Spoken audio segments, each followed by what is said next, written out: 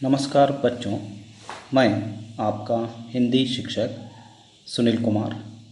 आज 8वीं कक्षा के वसंत भाग 3 पुस्तक में से पाठ 13 जहाँ पहिया है, पाठ के भाग 1 यानी पार्ट फर्स्ट के बारे में आज हम देखेंगे। बच्चों, इस पाठ के लेखक हैं पी साईनाथ जी हैं। इस प्रस्तुत पाठ सुप्रसिद्ध पत्रकार पी साईनाथ की अंग्रेजी से अनुदित रिपोर्ट जहाँ पहिया है में स्त्री सशक्तिकरण का एक सजीव उदाहरण प्रस्तुत किया गया है।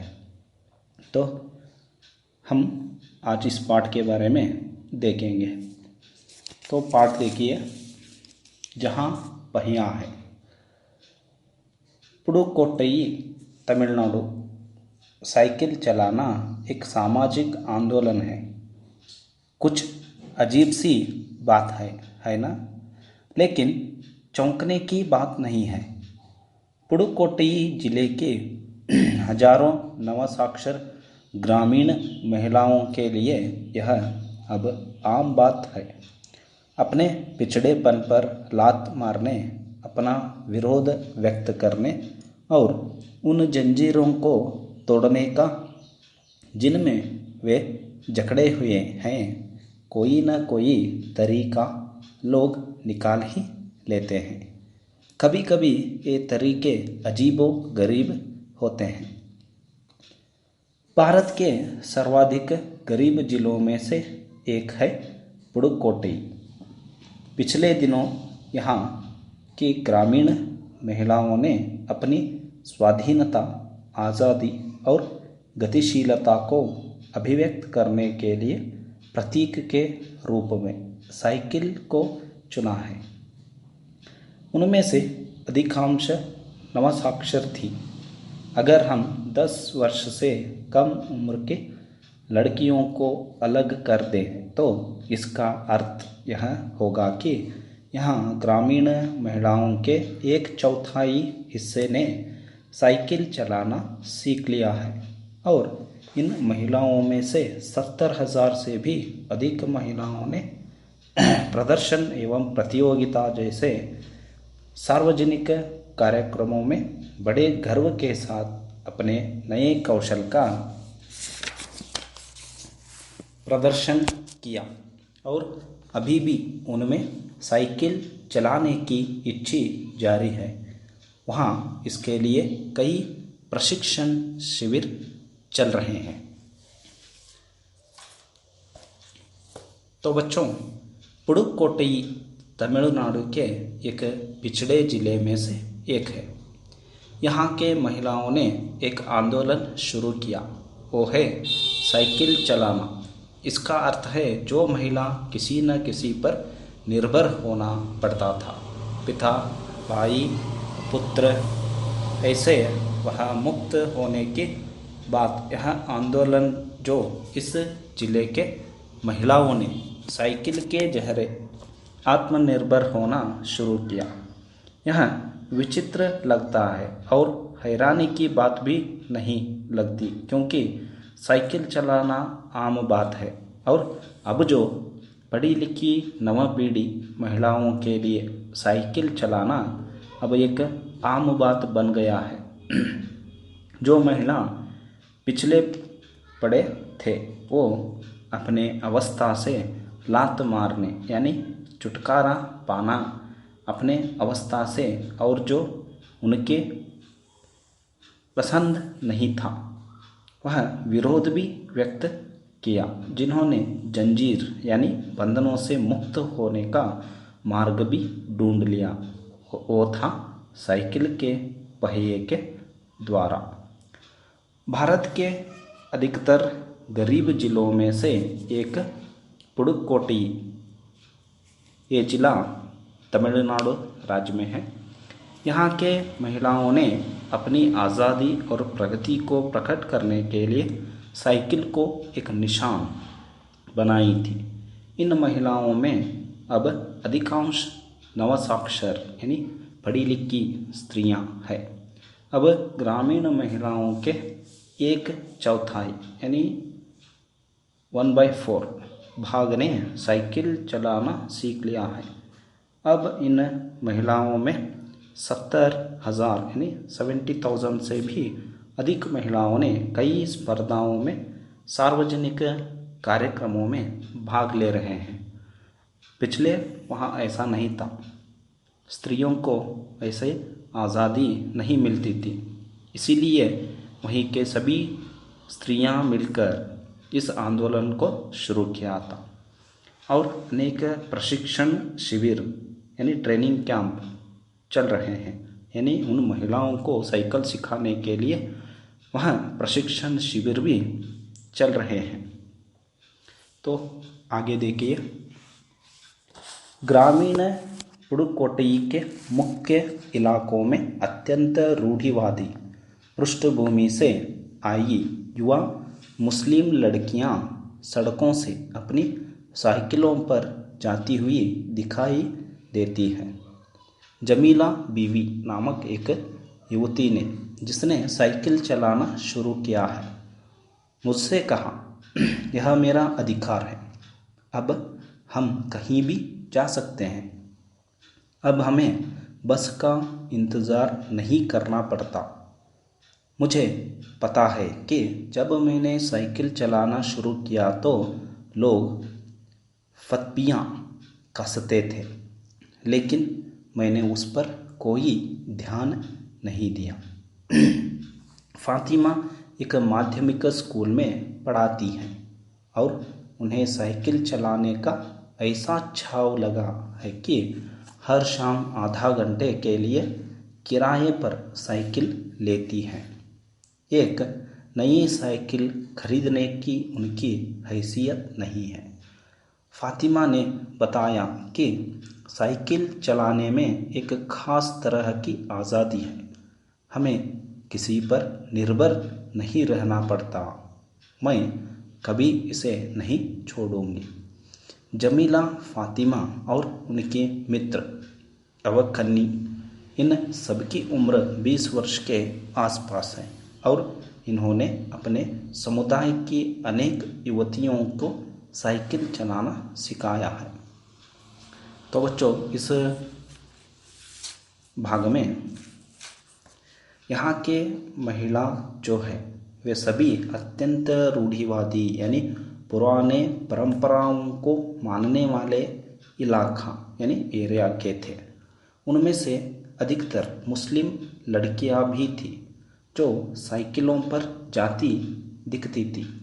उनमें से एक युवती, उनका नाम जमीला बीवी, उनसे लेखक जी बात करते हैं।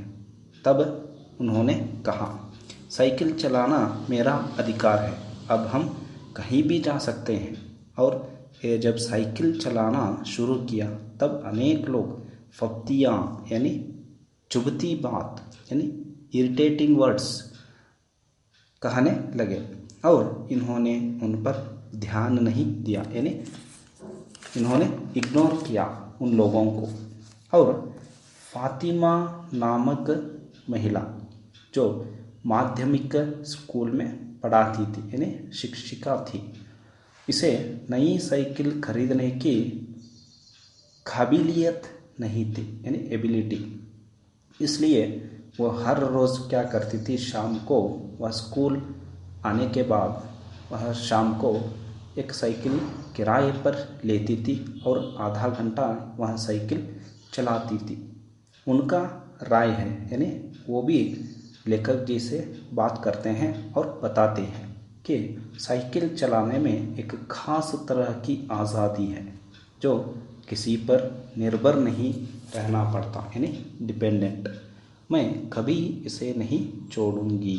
यानी वो कहती है साइकिल चलाने से हमें आत्मनिर्भरता होना पड़ता है और आत्मनिर्भरता बढ़ती है, यानी किसी भी के ऊपर निर्भर रहना नहीं पड़ता है। इसलिए वह फातिमा कहती हैं कि इस साइकिल चलाने का जो आदत है उसे मैं नहीं छोड़ूंगी। इनके अलावा इनके जो मित्र जमीला, फातिमा और अवक्कनी जो मित्र हैं सभी 20 साल के थे, यानी उनका उम्र लगभग 20 साल का था। ये सभी मिलकर क्या करते थे, अपने समुदाय के युवतियों को यानी स्त्रियों को साइकिल चलाना सिखाया करते थे। तो बच्चों आगे देखिए, इस जिले में साइकिल की धूम मची हुई है।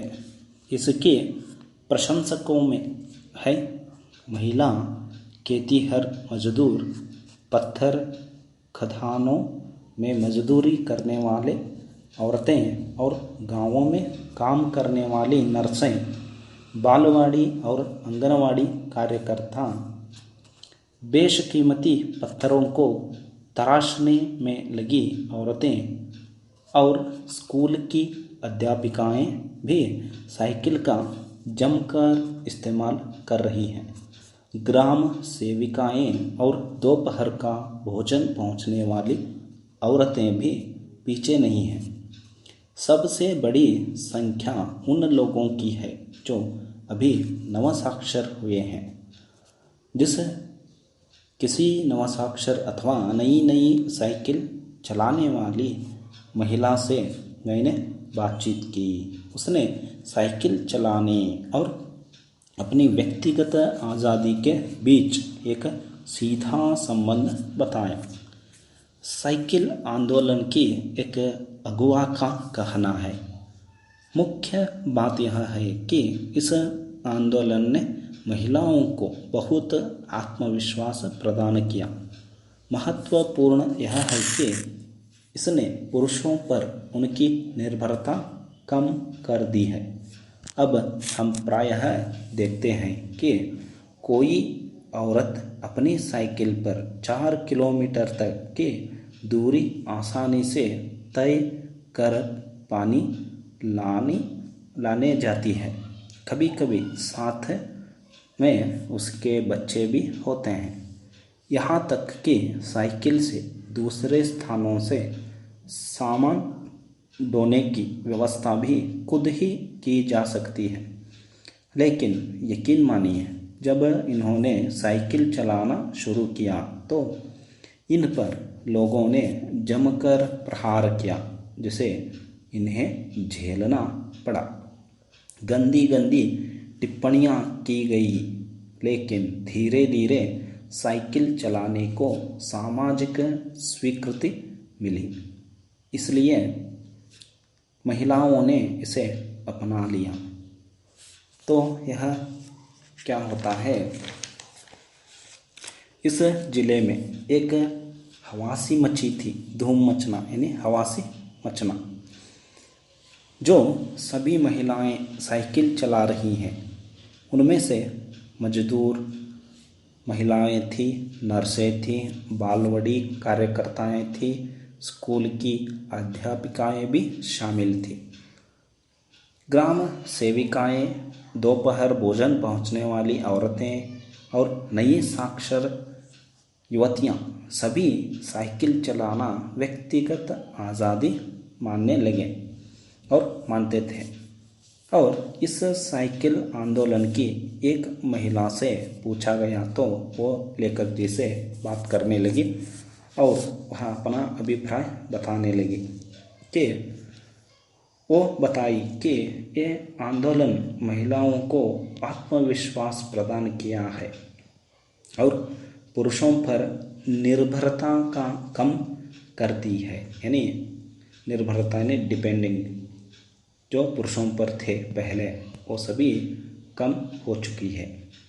ये 4 किलोमीटर दूरी आसानी से पार कर सकते हैं, यानी साइकिल चलाकर वो लगभग 4 किलोमीटर तक पहुंच सकती थी और कभी कभी 7 किलोमीटर तक भी वह जाती थी और खुद वह पानी लाने के लिए, सामान लाने के लिए, इसके लिए साइकिल की इस्तेमाल होती थी।